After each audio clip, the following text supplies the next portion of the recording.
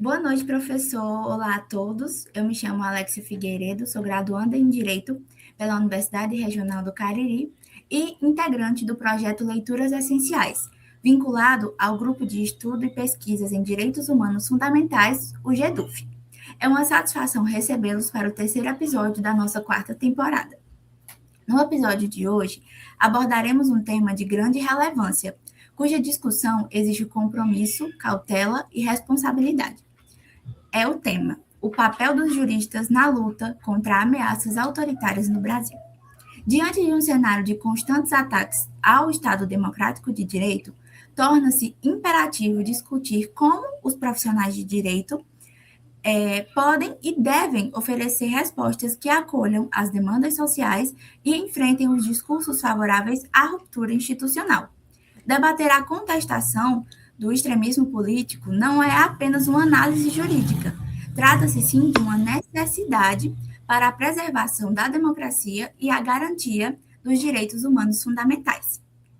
E, para nos conduzir nessa reflexão, temos a honra de receber o professor Rodrigo Rodrigues, graduado em Direito pela Universidade de São Paulo, mestre em Direito pela mesma instituição e doutor em Filosofia na linha da Teoria do Direito e do Estado pela Universidade Estadual de Campinas. Atualmente, é professor da Universidade do Vale do Rio dos Sinos e pesquisador do Centro Brasileiro de Análise e Planejamento. Entre suas diversas contribuições para a pesquisa jurídica brasileira, destaca-se a obra Como Decidem as Cortes, que foi vencedora do Prêmio Jabuti, publicada pela FGV Editora.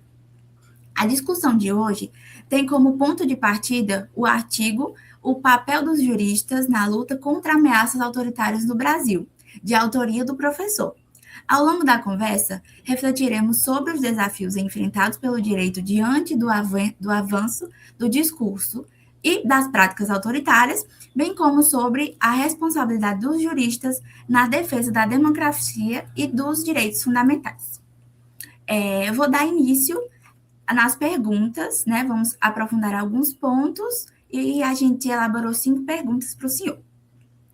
A primeira pergunta: nos últimos anos, tornou-se comum a narrativa de que as instituições democráticas são incapazes de resolver os principais problemas do país.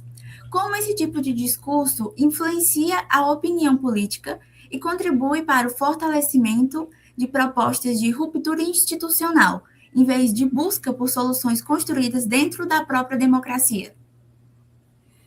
Então, antes de responder, Alexa, queria agradecer pelo convite, né? Agradecer, enfim, a Lara, que entrou em contato comigo, e também, quer dizer, a partir desse agradecimento, a vocês duas, também a todos os alunos que se envolveram nessa atividade, que é o que mais dá satisfação para um professor, né? Falar para estudantes, enfim, sobre o que ele pensa. Então, fico muito feliz que o meu texto tenha sido útil aí para as reflexões de vocês.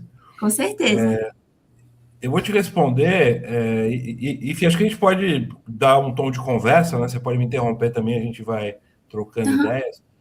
Eu escrevi esse texto justamente com a preocupação de tocar em 2 pontos fundamentais, né? O primeiro é essa ideia, você disse, as instituições são incapazes, né? A gente não consegue solucionar as questões do país. A gente tem que pensar muito bem o que significa esse incapaz e o que é impossível, né? Porque se a gente imaginar que solucionar os problemas do país seja acabar com a desigualdade, gerar justiça social de maneira absoluta, né? Acabar com todos os problemas, aí a gente está pensando num paraíso na Terra, né? Que dificilmente a gente vai chegar, talvez, no nosso tempo de vida. O que as instituições podem fazer, o que a sociedade pode fazer, é melhorar, né? É avançar no sentido de diminuir desigualdades, resolver problemas econômicos, resolver questões sociais, e não simplesmente achar que ou é 8 ou 80, né? Se tudo não for resolvido, não faz sentido apostar nas instituições. Então, esse raciocínio, eu acho que é pernicioso, porque aí ele oferece uma promessa impossível, né?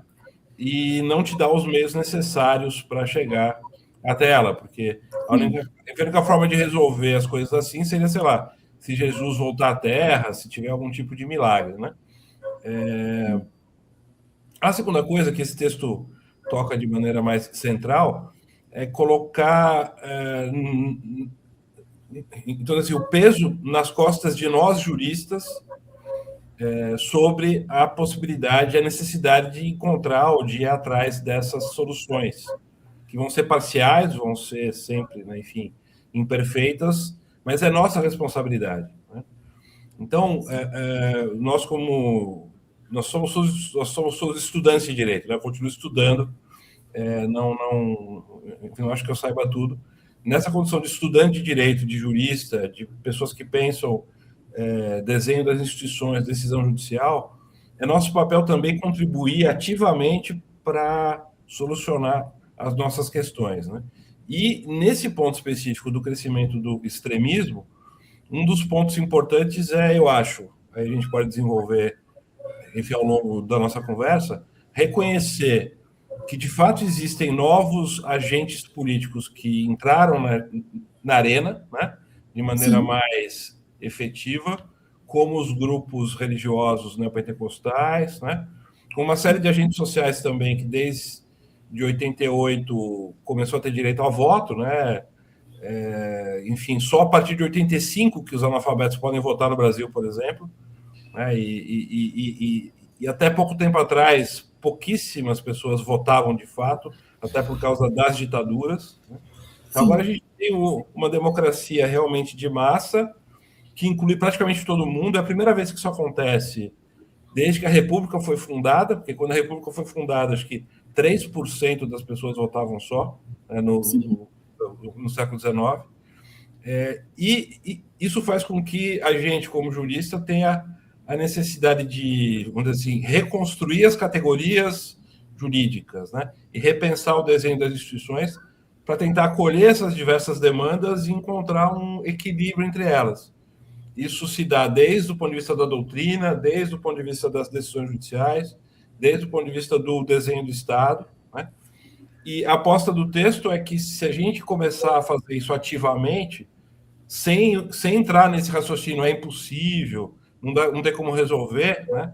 A gente consegue trazer a sociedade para o debate sobre as instituições, tentar incorporar essas demandas assim, na reconstrução das categorias e no desenho do Estado, e isolar os extremismos, né? sim, Porque os extremistas se alimentam um pouco desse raciocínio de que tudo é impossível, que só dá para resolver as coisas a partir do zero, e, portanto, sim, talvez seja necessário, sei lá, fazer apagar tudo para construir tudo, né, de novo, né? sim. Ponto. Que é uma coisa que a gente sabe que não vai acontecer, porque o nosso país vem sendo construído há muito tempo, né? Então, assim, por mais que a gente olhe e fale, bom, para dar certo, na minha opinião, tem que acabar com isso completamente para que isso nasça de novo. Não é assim, né? Então, assim, eu li o artigo do senhor, né? E eu achei, peguei muitos pontos que a gente não trazendo para a realidade de estudante, nem tipo jurista, mas para a nossa realidade como pessoas normais, leigas, né? Sim. Vendo coisas que você fica, nossa, isso nasceu quando? E aí que são coisas que surgem de uma forma e são tão avassaladoras, né? Existem alguns pontos extremistas que a gente tem hoje que não que agora a gente não consegue acabar, né? Com os Exato. extremismos nascidos. É que eu acho que o que aconteceu de fato foi que parte desse extremismo ele já existia, mas ele estava, digamos, passando por Adormecido. baixo. É, por um lado Sim. ele estava passando por baixo do radar, Uhum. e quer dizer, em outro sentido ele não estava organizado, né? O que eu acho Sim. é que, por exemplo, o bolsonarismo, aí tomando cuidado de diferenciar bolsonarismo de pessoas que votaram no Bolsonaro, porque são duas coisas Sim. diferentes, tá? Sim, sim. Bolsonarismo é um grupo que quer acabar com a democracia, que tentou dar um golpe no país, né? Que radicaliza nesses termos, que duvida das eleições simplesmente porque quer acabar com as eleições. E outra coisa Sim. são as pessoas que votaram no Bolsonaro. tem uma outra configuração, né? São Sim, dois grupos diferentes. Mas o bolsonarismo conseguiu organizar vários grupos extremistas que estavam presentes na sociedade, supremacistas sim, brancos, pessoas que têm simpatia pelo Hitler, por exemplo, no Sul, né? Você sim, tem grupos antidemocráticos que já existiam, isso se organizou também a partir da internet, dessas subculturas que apareceram, né? Red Pill, enfim, todos esses sim. grupos que já estavam atuando, né? Mas eles não estavam, talvez, eles não tinham encontrado uma expressão, uma força política. Eu acho que o Isso. bolsonarismo conseguiu fazer isso, né? Eles encontraram o espaço deles, né? Para poder Isso. se mostrar sem ter medo das consequências, porque isso é o que eles fazem, né? E o Bom, que eu acho é que conforme a gente vai mostrando para a sociedade que se você participar do jogo eleitoral, se você fizer campanha política, você vai eleger pessoas para te representar, como já aconteceu, né? A gente tem um congresso hoje com uma quantidade de evangélicos muito grande, com pessoas, inclusive, bastante à extrema direita. Então, assim, sim, começa a ficar difícil esses grupos falarem que estão fora do sistema ou que não têm poder de influência, né? Esse discurso sim, começa a se desmontar, ele perde plausibilidade. E por isso eu acho que é, fazer esse papel de tentar acolher essas demandas no que for possível, desde que não rompa com a democracia, vai sim, consolidando o sistema como algo que representa a todos, né? é, exatamente. Bom, vou para a segunda pergunta agora. Em uma sociedade marcada por profundas divergências políticas, religiosas e culturais, como que é possível conciliar a proteção dos direitos fundamentais, o respeito ao pluralismo e a preservação da democracia, evitando que essas diferenças sejam instrumentalizadas para justificar soluções autoritárias? O que nós acabamos de falar, né? Foi uma introdução à segunda pergunta. É. O ponto aqui o ponto fundamental aqui é não entender essas diferenças e esse pluralismo, essa complexidade, como se fosse algo estanque, né? Como se fosse algo consolidado, como se fosse algo impossível de mudar, né? Sim, É o processo de diálogo democrático, o processo de interação entre as pessoas, ajuda a fazer com que essas identidades, esses extremismos mudem, as pessoas mudem de ideia, mudem de ponto de vista e possa se transformar a sociedade, né? Quando a sim, gente é mais jovem, né, a gente tem, sei lá, vocês devem ter o quê? 20 anos, né, vocês estão nessa faixa, sim, você ainda não tem uma visão tão clara, a não ser que você estude história um pouco mais detidamente, a gente não tem muita ideia de como a sociedade vai se tornando diferente com o passar do tempo, né? sim, O que parece impossível nesse momento, daqui a 10 anos não é, né? Eu nasci numa época que não tinha internet, eu nasci numa época que essa atividade aqui não seria possível. A gente teria que ter alugado um estúdio de televisão, eu ter viajado até a faculdade de vocês, ou você até mim, para poder gravar, né? sim. Enfim, a gente nasceu numa época, por exemplo, que não tinha uma discussão tão aberta sobre feminismo, né? No Uhum. começo, no começo do século XX, quando provavelmente, talvez a avó de vocês já fosse viva, a minha, enfim, era que é falecida, mas enfim, já era. Enfim, as mulheres eram consideradas relativamente incapazes. Elas Sim, não podiam vender um imóvel, elas não podiam se manifestar no campo civil sem o auxílio de um homem, né? Isso foi transformado de maneira muito radical, né? Tem duas moças, vocês duas meninas, dirigindo essa atividade. Se fosse na década de 50, só ia ter homem aí, né? Falando sim, sobre essas coisas, porque as mulheres nem na universidade chegavam. Então, assim, a transformação foi muito radical nos últimos, sei lá, desde a Constituição de 88 ou desde o começo do século. As transformações foram muito rápidas e muito radicais.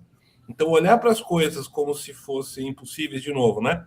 Ou sim, essas, ou enfim, essas identidades tivessem um choque insolúvel, enfim, é um equívoco, né? Então, acho que a maneira de fazer com que a gente possa conciliar toda essa diversidade Eu acredito na via democrática, né? A gente precisa ampliar os espaços de debate, ampliar os espaços de participação, né?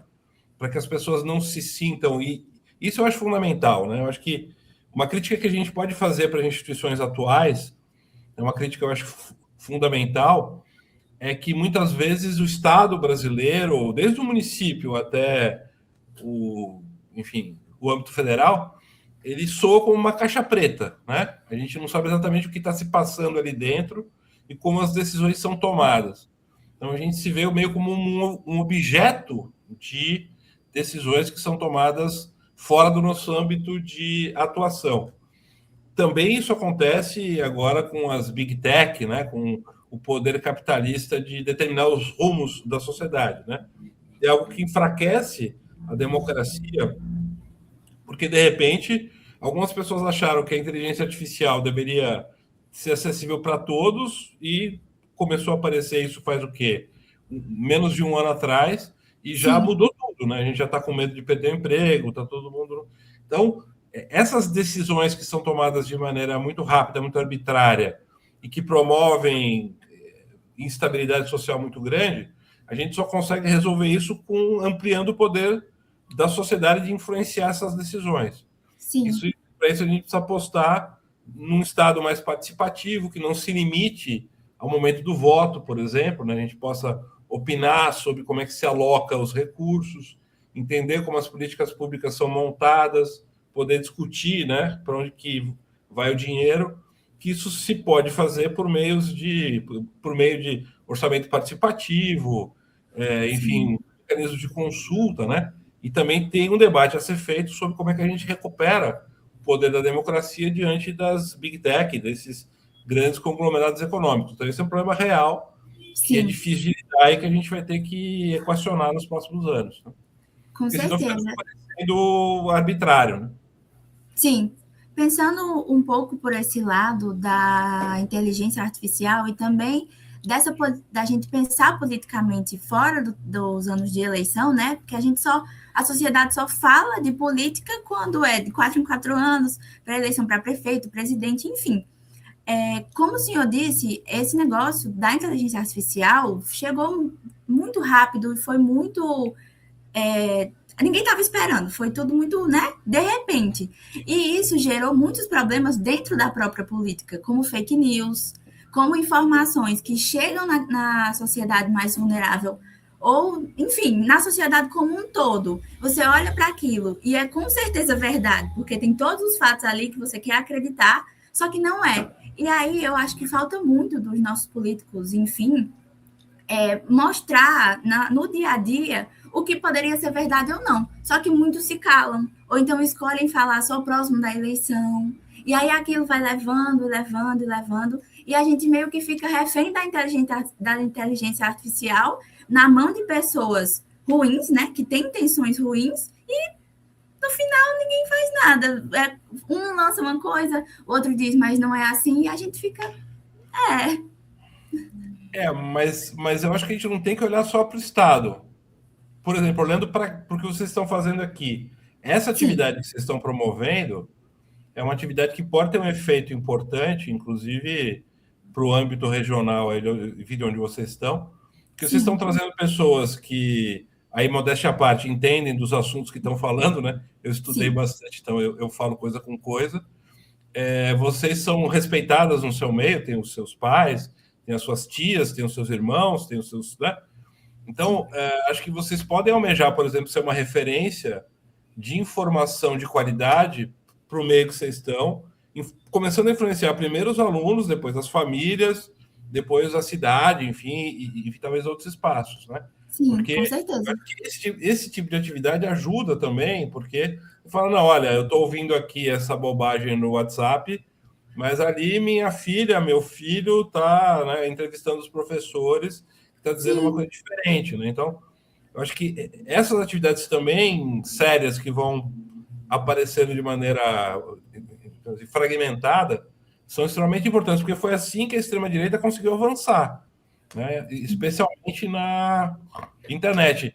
A partir de iniciativas individuais ou de grupos que não estavam completamente articulados, e que foram se articulando depois, né, por meio de, enfim, aí o Partido Digital Bolsonarista, como está falando agora o meu ex-orientador Marcos Nobre, né, eles foram muito úteis, assim, foram muito hábeis, né, em articular todas essas iniciativas. Eu acho que mais atividades como essa podem ajudar também, não só o Estado. Então, vocês podem, por exemplo, ter uma atividade, olha, eu vou desfazer aqui as fake news a respeito da eleição no meu estado, eu vou desfazer sim, estudantes de direito que podem fazer vídeos e soltar, enfim, no sim, Instagram, TikTok, etc. Que acho que toda atividade assim ajuda, e quanto mais fragmentada, melhor, né? Porque também muito dessa informação funciona por laços de confiança, né? Ah, não, veja, mas eu recebi isso da minha mãe, eu recebi isso do meu pai, eu recebi essa notícia do meu avô, né? E isso vai sim, passando como informação séria. Então, acho que também é importante, né, vocês se colocarem como protagonistas nisso, né? com certeza. E Com todos certeza. nós. Sim, Eu faço no é, Instagram. De vez em quando eu sim, faço algumas falas lá curtas. Então, sei lá, pelo menos umas 800.000 pessoas vêm ali, né, e tem alguma relevância num contexto específico, né? sim, com certeza. Vou para a pergunta 3 agora. No seu artigo, o senhor afirma que o extremismo político buscou apoio na comunidade evangélica, né? Explorando sentimentos de incompreensão por parte da sociedade e, em alguns casos, até pelo próprio sistema de justiça. De que forma o direito e as instituições, como por exemplo o STF, podem reformular suas categorias e formas de atuação para poder acolher a legitimidade dessas demandas? E assim podendo enfraquecer o discurso de que a ruptura institucional seria a única alternativa. Eu acho que aí tem um livro que todo mundo tinha que ler, que se chama O Povo de Deus, né? De uma editora que chama Geração Editorial. Juliano Spier, eu acho que é o nome. É um antropólogo que escreveu uma espécie de estado da arte das pesquisas que existem sobre as religiões neopentecostais na Academia Brasileira. Né? Sim, Uma das coisas que a gente precisa reconhecer, e que esse livro deixa muito claro, é que há uma incompreensão histórica, eu acho que de parte da sociedade brasileira, das religiões neopentecostais, né? Que se sentem muitas vezes marginalizadas ou colocadas em segundo plano, em detrimento, né, quer dizer, em favor das religiões históricas, como cristianismo, protestantismo, etc. Né? sim, Isso se vê, por exemplo, enfim, eu cito no meu artigo também, enfim, então eu examinei uma tese de doutorado da Universidade da Unicap, eu vou esquecer o nome agora do autor, mas ele fez uma pesquisa sobre as decisões do STF que tratavam de questões religiosas. Ele notou, por exemplo, que o STF, quando fala de religião, cita imediatamente a Igreja Católica e as encíclicas papais, né? sim, Não cita fontes protestantes e muito menos cita as igrejas neopentecostais. Então, de fato, até pelo fato de o cristianismo e o protestantismo histórico, em parte, ser mais antigo, de uma certa maneira, né? E está convivendo com o poder há mais tempo, eles já têm uma relação, eles têm uma posição social já estabelecida, né? sim, Eles assim, têm escolas, têm hospitais, né? Eles têm uma inserção na sociedade, tem ONGs já com o dinheiro público colaborando com as políticas públicas, e as neopentecostais são novas nesse campo, né? Elas estão surgindo agora. Mas o ponto é que esses grupos eles têm ampliado a sua participação, por exemplo, né? Recentemente o presidente Lula assinou um decreto reconhecendo a música gospel como patrimônio cultural brasileiro, né? sim, A Marcha para Jesus também foi considerada patrimônio. Isso não é uma coisa simplesmente simbólica, porque isso permite que os cantores, por exemplo, tenham acesso a orçamentos orçamento público na hora da Lei Rouanet, por exemplo, né? Porque eles podem entrar no, enfim, nesses incentivos que apoiam a cultura brasileira, né? E Sim, também esses eventos como Marcha para Jesus podem ter acesso a esses recursos públicos. Então, o que eu acho que a gente precisa fazer um processo de nós como juristas e como também os legisladores, enfim, mas de reconhecer o que essas demandas têm de legítimo, né? Afastando o que é extremista no sentido de negar a democracia, né?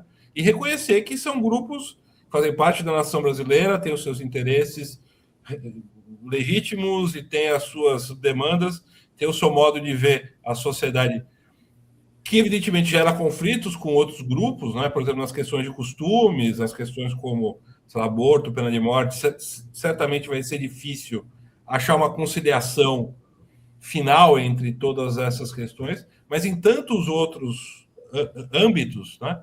A gente tem como acomodar, a gente tem como reconhecer, e a gente não pode olhar esses grupos como algo que é identificado com o bolsonarismo, porque não é, né? sim, E nem como algo estritamente negativo, né? Porque esse ponto é importante também, e o livro O Povo de Deus deixa isso muito claro, né? Ele diz, olha, boa parte dos políticos, isso é o livro falando, não eu, tá? sim, Né? Enfim, é o diagnóstico que está no livro. A maioria dos políticos evangélicos, ou que se identificam como evangélicos para conseguir voto, eles não são expressão direta das igrejas. Né? Você tem alguns pastores que têm um projeto teológico de fazer uma teocracia, ou que querem chegar no poder, né? Como o Silas Malafaia, né? Isso é óbvio, né? Já ficou sim, óbvio que ele tem um projeto de poder e ele gostaria de ser uma espécie de eminência parda de um Estado teocrático, né? Mas vários desses políticos ou têm um parente na igreja, ou têm uma ligação qualquer com a igreja, e eles aproveitam dessa ligação e desse discurso para se colocar como representantes dos evangélicos. O próprio Bolsonaro foi isso, né? O Bolsonaro não é religioso, não é evangélico, não tem uma. Ele tem uma esposa que, sim, é evangélica, né? sim, Tem uma ligação mais forte, que é. Né, né, Michele Bolsonaro, sim, mas ele propriamente nunca foi um devoto, né? Que eu saiba, nem sei se ele vai na igreja ou talvez ele vá obrigado pela Michele, sim, mas ele aproveitou desse ambiente, dessa linguagem para conseguir voto, muitas vezes prometendo coisas que ele não cumpriu, né? sim, E enfim, adotando um discurso radical. Mas eu acho que também é importante olhar para o outro lado, aí eu vou citar o deputado Ottoni, lá do Rio de Janeiro, não sei se você viu essa entrevista dele, ele falou para o Juca Kfouri, vale a pena procurar na internet, Juca Kfouri entrevistando o Ottoni de Paula, acho que é o nome dele, que é um deputado do Rio, e ele é um pastor evangélico da Assembleia de Deus, que foi bolsonarista e agora se arrependeu. Ele ah, está ele tá dizendo, olha, não sou mais bolsonarista, não sigo mais esse credo. E ele diz na entrevista uma coisa muito forte, que é assim, olha, eu me deixei levar pelo ódio, isso é o pastor dizendo, eu me deixei levar pelo uhum, ódio, esqueci de Jesus e comecei a levar em conta mais a lei do que o amor, né? E ele sim, diz isso, que ele percebeu isso quando ele viu um discurso dele na tribuna, ele estava assistindo um discurso dele na tribuna, ou ele estava vendo ou lendo esse discurso, e ele diz nesse discurso que ele receberia o presidente Lula à bala, né, se ele fosse em tal lugar, né? E sim, aí, nesse momento ele percebeu, isso não sou eu. Como é que eu posso querer a morte de alguém como cristão, né? Então aí diz ele que ele percebeu que ele estava se deixando levar pelo ódio que vai contra as crenças dele, e ele começou a repensar a posição dele política. Ele até fala, olha, vocês podem achar que eu estou sendo oportunista ou que eu estou mudando de ideia só por uma conveniência política, mas ele diz, não, é uma convicção minha que eu Mas, de certa maneira, eu me deixei levar pelo ódio e me perdi, assim, esqueci da mensagem principal do cristianismo, que é, né, o amor, o acolhimento, enfim, Sim. né, E hoje em dia a gente. Oh, desculpa. do Novo Testamento. Né? Sim. E hoje em dia a gente vê muito isso, né? Infelizmente. Eu acredito, isso é uma opinião pessoal minha, que política e religião não deveriam se, tipo, entrelaçar da forma como é hoje, por exemplo, né? Porque ele falou sobre isso, que era uma opinião política dele, dentro da igreja dele, onde ele deveria pregar o que está na Bíblia e etc. Então, não dizendo que pastor não pode ser prefeito ou se candidatar nem de nenhuma forma, mas eu acredito que eles têm uma posição religiosa de levar para as pessoas aquilo que dita os 10 mandamentos, de que Jesus disse, que é o que eles acreditam, e deixar essa política e as opiniões que a gente tem sobre, enfim, a lei e o Código Penal e o Código Civil, etc., para um outro momento, entendeu? Eu não acho que é um bom momento eles levarem as igrejas deles as suas opiniões políticas. E, como eu comecei a minha fala, né, é uma coisa que a gente vê muito hoje em dia. Você pega para assistir alguma pregação e às vezes ele está dando mais a opinião política dele sobre uma coisa do que, não todos, claro, né? Mas a opinião sobre uma determinada coisa do que realmente o que ele está lá para fazer, que é espalhar o amor, enfim. É Sim. uma, sabe? Essa questão é muito difícil. Essa Sim, questão é muito difícil, separar religião e política, porque também, assim, olhando pelo lado dos religiosos, existe de fato um conflito, por exemplo, entre o que a escola pretende fazer e muitas vezes o que a família quer fazer com os seus sim, filhos. Então, me parece natural que os políticos que têm uma inclinação religiosa queiram, por exemplo, ter algum tipo de influência sobre o que se faz nas escolas, né? sim, Ou gostariam de que isso fosse debatido de uma forma ampla, né? Ou participar desse debate, né? sim, Aí, justamente, a dificuldade é achar qual é o limite, né? Qual é o, enfim, qual é assim, o tom que você deve, né, enfim, sim, adotar e quais são as questões onde a religião é relevante ou não. Uma coisa sim, que a gente pode dizer é confundir, transformar uma fé em fé oficial de um país não se deve admitir, né? Então, sim, porque a gente tem várias religiões, a gente tem vários grupos, né, atuando na sociedade, então acho que o mínimo de respeito com a fé alheia e com a diversidade é preciso ter. Esse é um ponto. exatamente. Para Sim, isso a gente tem que manter a democracia. Então, né, não sim, pode confundir completamente religião com, quer dizer, a política. sim, Mas sim, quando entra numa questão, por exemplo, como é que vai ser a educação das crianças, como é que vai ser o currículo escolar, aí eu acho natural que a religião queira ter uma participação, né? E que, uhum, apesar de eu talvez concordar com você, que fosse melhor ficar completamente diferente, né? Completamente sim, separado. nada. Mas eu também consigo, enfim, perceber a necessidade que esses grupos têm de participar dessas discussões, né? Sim, De fato, tem várias questões que influenciam ali a vida, né, deles, enfim, porque a escola é pública, né? Não é que, sim, enfim, e nem toda igreja consegue criar uma escola própria para colocar as suas crianças e passar a sua visão de mundo, né? Então, é essa verdade. questão é muito difícil, ela tem que ser tratada com bastante cuidado, Isso. né? Mas Muito acho que bem. se a gente garantir esses dois pontos, não vamos acabar com a democracia e vamos respeitar as diversas manifestações religiosas e também os ateus, também quem não acredite, também quem é agnóstico, né? E Uhum, achar um equilíbrio nisso tudo, acho que já é um grande avanço, né? Porque a gente com consegue certeza. imaginar acordos possíveis, ou se não tiver acordo, a gente entra numa disputa e tenta eleger os deputados que são a favor da minha posição, mas sem querer destruir ninguém, acabar com nenhum ponto de vista. Né?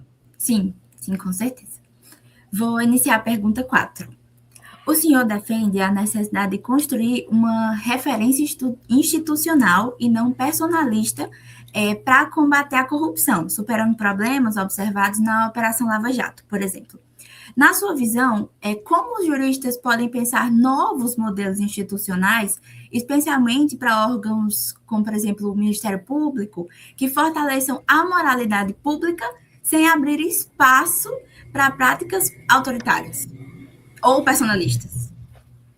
Sim, sim.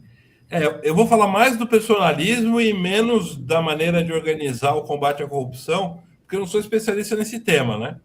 Sim. Assim, eu não, enfim, não estudo o combate à corrupção como questão, mas a questão do não personalismo, o que eu tenho na cabeça, né? O que me vem, o que eu estava pensando quando eu escrevi isso, é a lição que vem do Montesquieu e a discussão que ele faz sobre separação de poderes, né?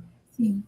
Não sei se vocês sabem, mas o Montesquieu pensa a separação de poderes não apenas como um mecanismo administrativo, né, de repartição de poderes com competências, né, para cada ramo, digamos assim, do poder, mas como um mecanismo de controle, né? Tem o aspecto de controle do Estado. E o controle do Estado se faz, ele fala isso expressamente, jogando uma paixão contra a outra, é isso que ele fala. Né?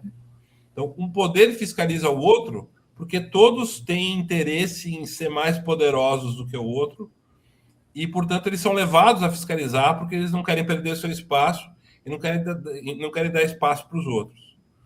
Isso está ligado às paixões humanas. Então, o controle que a separação de poderes propõe não é um controle baseado na ética individual, nem na bondade humana e nem em homens virtuosos. O que o Montesquieu fala é isso, olha, mesmo numa sociedade imperfeita, com pessoas egoístas, com pessoas que buscam o poder e querem ter superioridade então umas sobre as outras, eu vou criar um mecanismo de controle assim mesmo, distribuindo o poder. Então, eu coloco vários poderosos para disputar o espaço e um vai controlar o outro até movido pelo próprio egoísmo. Né? Sim. Então, esse que é o raciocínio. Né? Então, claro que eu acredito nas virtudes individuais, claro que eu acredito que existam heróis morais, pessoas que são super virtuosas moralmente, mas mesmo essas pessoas falham, né? Nem Sim. todo mundo consegue ser perfeito o tempo todo. Né? Não sei se vocês conhecem a história do Sobral Pinto, que é o patrono da advocacia brasileira. Né? Ele é um grande advogado dos anos. Ele morreu na década de 90, 2000, eu acho, mas ele foi muito importante durante o governo Vargas, foi muito importante durante a ditadura militar. E ele, enfim, enfim, era uma pessoa enfim, que ficou conhecido por enfrentar a ditadura Vargas, enfrentou a ditadura militar, foi preso nas duas ditaduras, ele conseguiu gabaritar, ele foi preso pelo Vargas e pela, né, e pela então, ditadura militar. Era um fulano extremamente católico, contrário à teoria, em teologia da libertação, etc. Mas ele tinha essa convicção de que as pessoas tinham que ter defesa. Ele defendeu enfim, o Luiz Carlos Prestes, quando estava preso, né? Ele se insurgiu contra a ditadura militar quando percebeu que não ia ter eleição. Né? Quando os militares, quando tem o golpe, ele até apoia, mas quando ele percebe que não vai ter novas eleições, ele se coloca contra contra, contra, contra, contra a ditadura, né? E era um sujeito católico, ele não cobrava dos clientes, ele era uma figura extremamente assim, desprendida materialmente, mas, por exemplo, né, isso tem um documentário sobre ele, né, enfim, enfim, ele traiu a esposa, né? E aí ele diz as consequências disso para a vida dele, que ele deixou de ir no futebol, né? Então, assim, e ele também recusou ir para o Supremo Tribunal Federal, né, porque ele dizia que ele não queria ser escolhido para o Supremo, tendo apoiado o JK. Né? Então, assim, ele é um herói moral, ele é uma pessoa, né, bastante voltada para o interesse público, mas tem esses pecados também morais, né, na vida particular dele. Sim, Então, não dá. Enfim, ele nunca ocupou um cargo público também, né? Então, ele nunca passou pelas tentações de ter um orçamento na mão, de ter muito dinheiro circulando, né? Então, o que o Montesquieu diz é isso: olha, a gente tem que criar um mecanismo de controle para sujeitos imperfeitos e contando que as pessoas vão ser imperfeitas. Nem todo sim, mundo vai ter a integridade, talvez, do Sobral Pinto, e mesmo que tiver, vamos supor que ele está numa situação, sei lá, está com uma filha com câncer, um filho com câncer e precisa de dinheiro, né? uhum, O que garante que você não vá fraquejar e de repente aceitar ali um dinheiro de uma empresa para fazer um certo favor, né? Então, a gente não pode contar com essa perfeição moral, né, sim, para montar as nossas instituições. Então, criar os mecanismos de combate à corrupção precisa seguir esse princípio, né? Então, ao invés de você é claro que eu acredito na ética, temos que discutir ética, critérios, mas também temos que discutir como é que a gente desenha o Estado para diminuir as oportunidades, digamos assim, para que as pessoas sejam corruptas, né? Como é que se sim, faz isso? Enfim, a literatura fala um pouco disso eu posso falar, né? uhum, Por exemplo, tentando criar mecanismos em que ninguém tome uma decisão sem vigilância de uma outra pessoa, de um outro poder. Nenhum poder pode tomar uma decisão sem o controle de outro. Ou nenhum funcionário pode tomar uma decisão sem uma revisão por uma outra instância. sim, Talvez descentralizando em parte as decisões quando isso for possível, né? Evitar concentrar demais o poder decisório para que uma pessoa não domine uma quantidade absurda de recursos sem nenhum tipo de participação nessa definição das prioridades, né? Então, o controle precisa ser feito justamente pressupondo que os homens são imperfeitos, as mulheres são imperfeitas, e a gente precisa contar menos com a virtude individual, menos com a ética individual e mais com um desenho, né, institucional que diminua as oportunidades para, enfim, que se faça corrupção, né? Mais ou menos sim, assim, pensando de maneira simplificada, né? Se você tem uma criança, ou não precisa ser criança, né? Eu mesmo que gosto de comer, né? uhum, Eu prefiro não comprar doce na minha casa para comer menos doce, né? Do que comprar o doce e ficar tentando me controlar. Então, o que eu faço? Não compro doce em casa, né? sim, É uma decisão para evitar as oportunidades que eu tenha de comer doce. Da mesma maneira, né, se a gente pensar em termos de desenho institucional, como é que eu faço para criar menos oportunidades para que as pessoas que podem ter uma tendência a serem corruptas porque são mal formadas eticamente, ou mesmo quem já é ético, né? uhum, Pode, quem já tem uma visão ética de sociedade, pode fraquejar. Como é que eu evito que essas oportunidades apareçam? sim, é verdade. Bom, vou para a quinta pergunta. O artigo propõe que o papel dos juristas diante de ameaças autoritárias envolve a formulação de utopias institucionais. O senhor poderia explicar melhor esse conceito? Em que ele se diferencia das chamadas utopias radicais, que pretendem reconstruir a política a partir do zero? E quais são os riscos também de ignorar a gramática institucional já existente na luta pela efetivação de direitos? Justamente, essa ideia, ela tá, né, ela tá enfim, no mesmo sentido das coisas que a gente já conversou aqui, né? Sim, O que eu quis nomear com essa ideia é que, bom, só primeiro, é, é quase impossível, é improvável começar tudo do zero, né? sim, E, e mesmo que a gente comece tudo do zero, a gente vai ter que criar algum tipo de mediação. A gente vai ter que criar algum tipo de instituição, né? Para gerir a vida social, né? Então, porque veja, nós estamos em sociedades super complexas, sim, de massa, né? Com muitas religiões, quer dizer, acho que não sei onde você está no seu bairro, mas certamente deve ter umas 7 religiões aí, né? Deve ter Sim, Assembleia de Deus, deve ter, enfim, cristã, católico, deve ter protestante. A gente tem, sei lá, uns 6 ou 7 templos em cada bairro, em qualquer cidade brasileira, né? sim, Então, é, tem esse grau de complexidade religiosa. Tem um grau de complexidade política. Tem gente que acha que o Estado tem que intervir na economia, outro acha que não tem. Então, tem um tal grau de.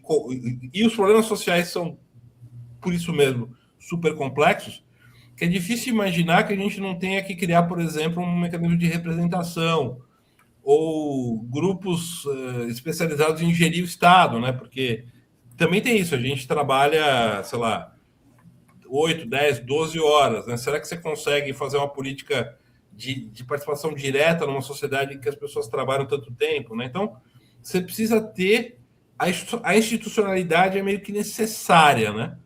É sim, meio difícil imaginar uma gestão que seja feita, sei lá, pela força do pensamento ou de maneira que é puramente natural, né?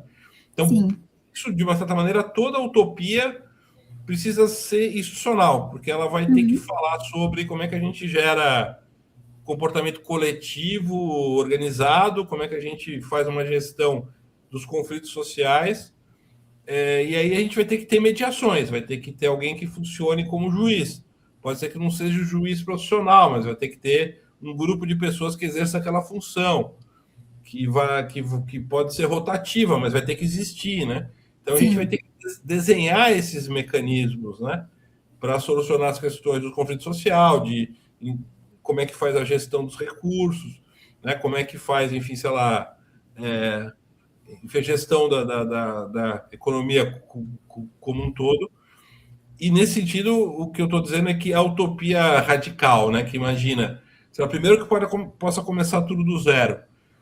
E segundo, que a gente possa gerir a sociedade sem nenhuma mediação, né? Sem nenhum mecanismo especializado, ou sem ninguém que funcione como representante, gestor, governante, me parece impossível, né? sim, Pura e simplesmente, né? uhum, A gente não consegue se organizar de maneira completamente espontânea nem em comunidades pequenas. Mesmo comunidades pequenas vai ter que ter ali, sei lá, a liderança religiosa, vai ter que ter a pessoa que seja, né, e a liderança política, né? sim, E, portanto, o debate que me parece sério e realista no sentido que faz sentido, né, para além de uma utopia, um sonho assim meio literário, é pensar como é que a gente desenha melhor as instituições, como é que a gente faz para as instituições não parecerem estranhas às pessoas, como é que elas podem participar delas, né? Esse é o sim, debate que eu acho mais interessante. sim, sim. Democratizar mais, né? Trazer que a sociedade tenha mais opiniões, digamos assim, possam opinar mais de tal, certa forma. Sim, isso mesmo. Professor, para a gente encerrar a nossa conversa, muitos dos nossos ouvintes são estudantes e jovens profissionais do direito que desejam contribuir para o fortalecimento da democracia. Diante dos desafios que discutimos ao longo desse episódio, que conselho o senhor deixaria para essa nova geração de juristas? E também como é que eles podem atuar desde já na defesa das instituições democráticas e dos direitos fundamentais? Bom, eu posso dizer duas coisas, né? Primeiro é o seguinte, como estudante de direito, como profissional de direito, a responsabilidade sobre as instituições é sua. Então, vocês precisam se colocar como agentes ativos nesse processo. Sim, Quando vocês entraram na faculdade de direito, e quando vocês começaram a entender o que o direito é, vocês perderam o direito de dizer alguém tem que resolver esse problema. Meu Deus, como é que isso. Né? Vocês vão ser os juízes, vocês vão ser os advogados, vocês vão ser os promotores, vocês vão ser os políticos que vão estar nos cargos, vão estar ocupando os postos de poder nos próximos anos. Então, o problema é seu. Né? O seu tio, a sua tia, o seu primo pode falar isso. Alguém tem que dar um jeito, você não pode. É você que vai ter que dar o um jeito, no seu âmbito, no seu limite, no seu espaço de responsabilidade. Então, esse é, sim. quer dizer, o primeiro ponto. O Uhum, segundo ponto que eu acho importante é que, mesmo que você tenha uma militância, um ativismo, uma convicção pessoal a favor de uma certa causa ou de um certo grupo, né? Isso é perfeitamente legítimo, todos nós temos as nossas convicções, as nossas causas, enfim, as nossas atividades. A gente nunca pode perder de vista o fato de que, para uma sociedade funcionar minimamente, a gente tem que pensar de um ponto de vista geral, coletivo e Sim. minimamente universal. Vou chamar de universal por falta de palavra melhor, talvez melhor seja universalizante, né? Uhum. Porque o universal nunca existe, ele está sempre reconstruído, né? Em função Sim. das pessoas novas que nascem, dos novos conflitos, das novas necessidades, enfim, né? Então esse é outro ponto importante. Isso é característico do jurista, porque a gente fala em nome da Constituição, a gente fala em nome das instituições que servem justamente como uma infraestrutura para que as pessoas possam conviver sem se matar, basicamente é isso, né? Se a gente Sim. reduzir ao mínimo do que é o direito, é isso. A gente oferece para a sociedade um conjunto de instrumentos para que as pessoas possam conviver sem se matar, sem sair dando tiro, sem sair, né, se estapeando no meio da rua. E se fizerem isso, vão ser punidos, né? Então, Sim. esses dois compromissos acho que são fundamentais para quem quer ser jurista, né? Ter essa visão de que a responsabilidade é minha, né? Então você não pode mais fazer o discurso, né, de que alguém tem que dar um jeito, não, eu que vou ter que dar um jeito, né? Eu que sou a pessoa que vai ocupar o cargo, eu quero. A não ser que você não queira ser jurista, você quer fazer outra coisa, não tem nenhum problema, mas querendo ser jurista, querendo ocupar um. Seja como professor, seja como, enfim, seja lá que for advogado, promotor, etc., todo mundo tem que ter um compromisso com o Sim. Estado Democrático de Direito. E segundo lugar é esse, né? Essa visão que, independentemente da minha visão pessoal, da minha convicção, eu tenho que entender que eu estou num contexto social e que eu preciso, então, pensar o Estado de Direito de maneira ampla, de maneira democrática, né? Enfim, Sim. incluindo o máximo de visões e de possibilidades possíveis. Sim. Com certeza, com certeza. Professor, olha, muito obrigada por aceitar o nosso convite, muito obrigada pela nossa conversa, pelo nosso debate, e por compartilhar com a gente as suas reflexões, né, sobre um tema tão relevante. Foi um privilégio contar com a sua participação e nós temos certeza que esse diálogo foi extremamente enriquecedor para todos que nos acompanham. Para mim, pelo menos, foi muito. Em nome de toda a equipe do Leituras, eu agradeço pela sua presença. Agradeço também a quem nos acompanhou nesse episódio do Leituras Essenciais.